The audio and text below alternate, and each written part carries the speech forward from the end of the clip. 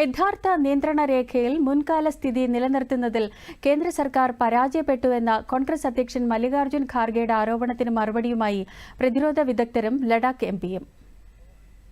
കോൺഗ്രസ് അധ്യക്ഷൻ മല്ലികാർജ്ജുൻ ഖാർഗെ ഉന്നയിച്ച ചൈനയുടെ ക്യാമ്പ് നിർമ്മാണം നടക്കുന്നത് യഥാർത്ഥ നിയന്ത്രണ രേഖയിൽ നിന്ന് ഏകദേശം 5 കിലോമീറ്റർ അകലെയാണെന്ന് പ്രതിരോധ വിദഗ്ധർ വ്യക്തമാക്കുന്നു. അതേസമയം അതിർത്തി മേഖലയിൽ അടിസ്ഥാന സൌകര്യങ്ങൾ സമീപകാലത്തായി ഇന്ത്യ ശക്തിപ്പെടുത്തിയിട്ടുണ്ട്. 1962 യുദ്ധത്തിൽ നിന്ന് പാഠങ്ങൾ പഠിക്കേണ്ടതായിരുന്നുവെന്നും എന്നാൽ 2014 വരെ അതിർത്തിയിലെ അടിസ്ഥാന സൌകര്യ വികസനത്തിൽ ഒരു പുരോഗതിയും ഉണ്ടായിട്ടില്ലെന്നും പ്രതിരോധ വിദഗ്ധർ അഭിപ്രായപ്പെടുന്നു. ലഡാക്ക് സ്വതന്ത്ര എംപി മുഹമ്മദ് ഹനീഫയും സമാനമായ അഭിപ്രായമാണ് പങ്കുവയ്ക്കുന്നത്. യഥാർത്ഥ നിയന്ത്രണ രേഖയിലും പാങ്കോങ് തടാകത്തിനരികിലും കഴിഞ്ഞ കുറച്ചു വർഷങ്ങളായി നിരവധി വികസനങ്ങൾ നടന്നിട്ടുണ്ടെന്ന് അദ്ദേഹം വ്യക്തമാക്കുന്നു.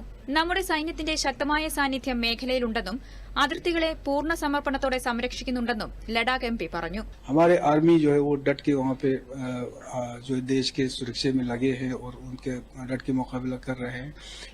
तो यही है कि इंफ्रास्ट्रक्चर पे जो है जोर हमें भी देना चाहिए.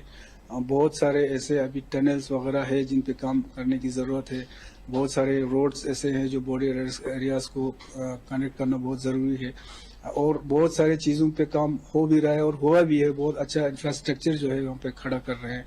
तो इसको आगे बढ़ाते हुए जो है इंफ्रास्ट्रक्चर वहाँ पे अच्छी तरह खड़ा करना चाहिए. 2014 അധികാരമേറ്റതിനു ശേഷം പ്രധാനമന്ത്രി നരേന്ദ്രമോദിയുടെ നേതൃത്വത്തിലുള്ള എൻഡിഎ സർക്കാർ ഇന്ത്യയുടെ അതിർത്തികളിലെ തന്ത്രപ്രധാനമായ റോഡുകളുടെ നിർമ്മാണം ത്വരിതപ്പെടുത്തുന്നതിന് ബോർഡർ റോഡ് ഓർഗനൈസേഷന്റെ ബജറ്റ് ഗണ്യമായി വർദ്ധിപ്പിച്ചിട്ടുണ്ട്.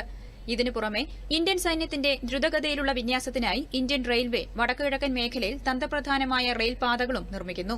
കശ്മീരിനെ ഇന്ത്യയുടെ മറ്റു ഭാഗങ്ങളുമായി ബന്ധിപ്പിക്കുന്ന സുപ്രധാന പദ്ധതിയാണ് ഉധംപൂർ ശ്രീനഗർ ബാരാമുള്ള റെയിൽവേ ലിങ്ക്. കൂടാതെ പുതിയ എയർഫോഴ്സ് ലാൻഡിംഗ് സ്ട്രിപ്പുകളുടെ നിർമ്മാണം സൈനികരുടെയും ആയുധങ്ങളുടെയും നീക്കങ്ങൾ എളുപ്പമാക്കുന്നു. ഭൌതിക അടിസ്ഥാന സൌകര്യങ്ങൾക്ക് പുറമെ അതിർത്തിയിൽ എല്ലായിടത്തും നൂതന സാങ്കേതിക വിദ്യകളും നിരീക്ഷണ സംവിധാനങ്ങളും വിന്യസിക്കുന്നതിനും സർക്കാർ മുൻഗണന നൽകിവരുന്നു.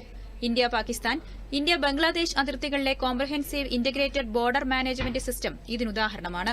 സുരക്ഷാ പരിഗണനകൾക്കപ്പുറം അതിർത്തി പ്രദേശങ്ങളിലെ സാമൂഹിക സാമ്പത്തിക വികസനം പ്രോത്സാഹിപ്പിക്കുന്നതിനും സർക്കാരിന്റെ ശ്രമങ്ങൾ ശ്രദ്ധ കേന്ദ്രീകരിച്ചിട്ടുണ്ട്. അരുണാചൽ പ്രദേശ്, സിക്കിം, ഉത്തരാഖണ്ഡ്, ഹിമാചൽ പ്രദേശ്, ലഡാക്ക് എന്നിവിടങ്ങളിലെ വടക്കൻ അതിർത്തിയോട് ചേർന്നുള്ള 19 ജില്ലകളിലെ 46 ബ്ലോക്കുകളിൽ സ്ഥിതി ചെയ്യുന്ന ഗ്രാമങ്ങളിൽ വൈബ്രന്റ് വില്ലേജ് പ്രോഗ്രാം ഉൾപ്പെടെയുള്ള സംരംഭങ്ങൾ നടപ്പാക്കുന്നത് ഇതിന്റെ ഭാഗമാണ്. News desk, Doordarshan.